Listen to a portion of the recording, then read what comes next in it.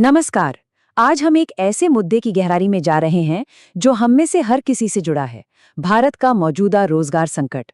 आज हम जटिल आंकड़ों और रिपोर्ट्स के जरिए इस संकट के मूल कारणों और इसके संभावित समाधानों का बिल्कुल निष्पक्ष विश्लेषण करेंगे।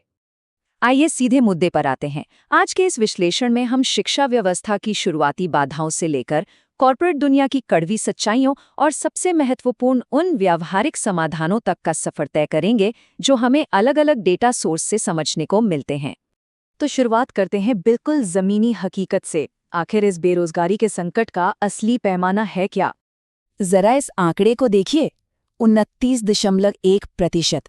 इंडिया एम्प्लॉयमेंट रिपोर्ट 2024 का ये डेटा हमें बताता है कि जिन युवाओं के पास पहले से ही ग्रेजुएट डिग्री है, उनमें से लगभग 1/3 आज बेरोजगार हैं। जरा सोचिए, ये कोई छोटा मोटा हिस्सा नहीं है, बल्कि एक बहुत बड़ा पढ़ा लिखा वर्ग है जो रोजगार की तलाश में है। अब दिलचस्प बात यह है कि इस संकट के बीच हमें कई तरह के नैरेटिव भी सुनने को मिलते हैं। कुछ मीडिया रिपोर्ट्स में तो नागरिकों पर ही सवाल उठाए गए हैं और दावा किया गया है कि लोग सिर्फ रिश्वत के लालच में सरकारी नौकरियां चाहते हैं। लेकिन जब हम वास्तविक सांख्यिकीय आंकड़ों को देखते हैं तो ये दावे जमीनी हकीकत के बिल्कुल विपरीत नजर आते हैं।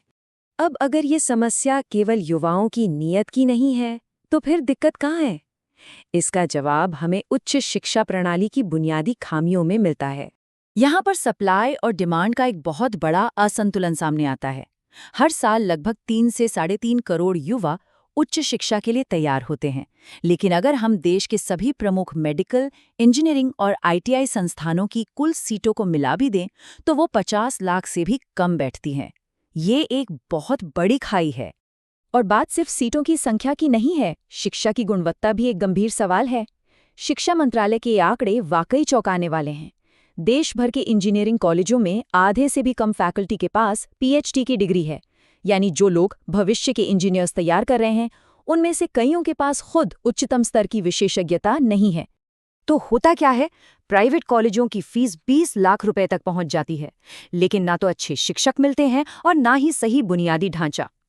नतीजा ये है कि लाखों इंजीनियरिंग सीटें आज खाली पड़ी हैं, और जो लोग किसी तरह ग्रेजुएट हो भी जाते हैं, उनमें से 80% से अधिक को रोजगार के अयोग्य मान लिया जाता है, क्योंकि उनके पास व्यावहारिक कौशल की भारी कमी होती है।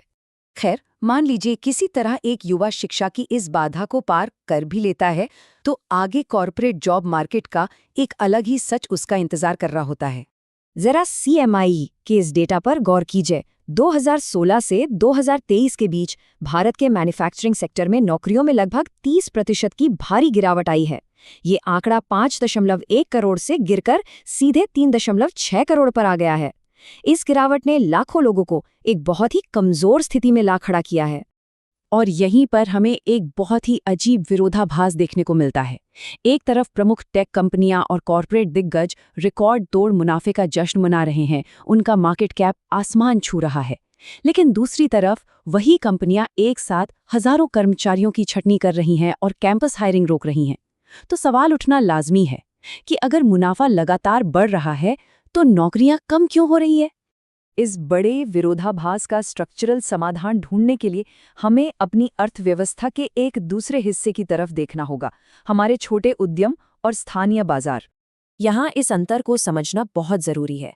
एक तरफ एक बहुत बड़ी कॉर्पोरेट कंपनी है जिसका मार्केट कैप 59 ट्रिलियन रुपए से भी ज्यादा है, लेकिन वो कुल मिलाके सिर्फ 21,000 नौकरियां देती है। अब इसकी तुलना भारतीय हस्तशिल्प जैसे अनौपचारिक क्षेत्र से कीजिए। इनका राजस्व बहुत कम है, लेकिन फिर भी ये लगभग 69 लाख लोगों के लिए रोजगार पैदा करता है।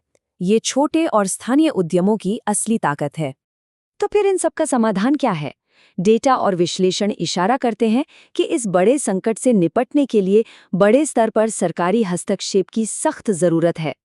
कई विशेषज्ञों का मानना है कि सरकार को तुरंत एक्शन लेना चाहिए। सबसे पहले केंद्र और राज्य स्तर पर जो लगभग 69 लाख सरकारी पद खाली पड़े हैं, उन्हें तुरंत भरा जाना चाहिए। इसके साथ ही शिक्षा के बुनियादी ढांचे में बड़े पैमाने पर सुधार की जरूरत है। और सबसे अहम बात, बड़ी कंपनियों को टैक्स में भारी छूट देने के बजाय छोटे और स्थानीय व्यवसायों को उत्पादन के साधन और बाजार तक सीधी पहुंच देनी चाहिए। और ऐसा नहीं है कि ये कोई ख्याली बात है, इतिहास गवाह है। चाहे वो अमेरिका की महामंदी हो या फिर भारत की अपनी श्वेत क्रांति, ऐसे बड़े आर्थिक संकटों से तभी उभरा जा सका है जब सरकार ने मजबूती से और स्थानीय स्तर पर दखल दिया हो। सिर्फ कुछ बड़े अरबपतियों के भरोसे रोजगार सृजन की उम्मीद करना ऐतिहासिक रूप से एक गलत रणनीति रही है। लेकिन क्या हम सिर्फ सरकार के सिस्टम बदलने का इंतजार कर सकते हैं? बिल्कुल नहीं। मौजूदा समय में हमें व्यक्तिगत स्तर पर भी तेजी से कदम उठाने होंगे। जब तक बड़े स्तर पर व्यवस्था सुधरती है, तब तक अर्थव्यवस्था में सरवाइव करने के लिए कुछ बहुत ही व्यवहारिक कदम उठाने जरूरी हैं। सबसे पहला काम, अपना समय बर्बाद करने वाले डिजिटल और सट्टेबाजी वाले ऐप से तुरंत दूरी बना लें। दूसरा, ऐसे कौशल सीखें जिनकी असली दुनिया में मांग है, जैसे क्लाउड किचन चलाना, आभूषण डिजाइन करना या वीडियो एडिटिंग।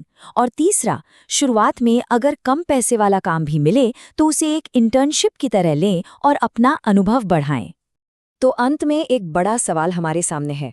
जैसे जैसे हमारी किताबी शिक्षा और कॉरपोरेट दुनिया की हायरिंग के बीच की ये खाई चौड़ी होती जा रही है, वैसे वैसे भविष्य का युवा इस टूटे हुए सिस्टम में अपनी जगह कैसे बनाएगा? शायद अब समय आ गया है कि हम रोजगार के पुराने घिसे पिटे रास्तों से बाहर निकलें और आत्मनिर्भर बनने के लिए नए और व्यवहारिक कौशल अपनाएं। इस विश्लेषण में हमारे साथ जुड़ने के लिए आपका बहुत बहुत धन्यवाद।